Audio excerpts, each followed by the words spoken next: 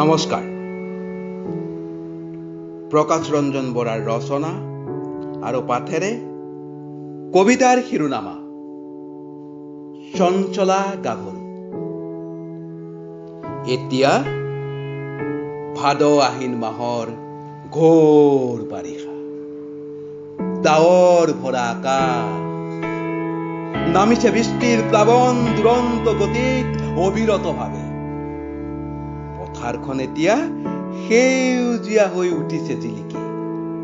চঞ্চলা সেউজীয়া লাহি পাহি গাভৰুজনীয়ে হাঁহো নাহাঁহুকৈ মাৰিছে হাঁহি। উন্মনা ভৰ যৌৱনা ৰূপহীজনীলৈ আৰ চকুৰে লুপ্ত দৃষ্টিৰে চাইছো আমি। পথাৰখন এতিয়া সন্তান সম্ভৱা হোৱা যেন লাগিছে। নতুনকৈ মাতৃ হোৱাৰ আনন্দত আত্মহাৰা তাই। কিছুদিনৰ পাছতেই প্ৰসৱ কৰিব কৃষকৰ সপোনৰ লখিমী। কৃষকৰ মন হব আনন্দত ব্যাকুল, হব উৎসৱৰ পৰিৱেশ।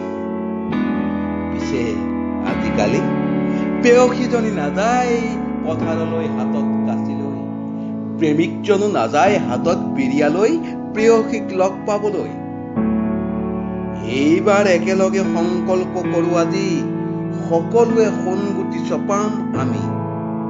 ধন্যবাদ।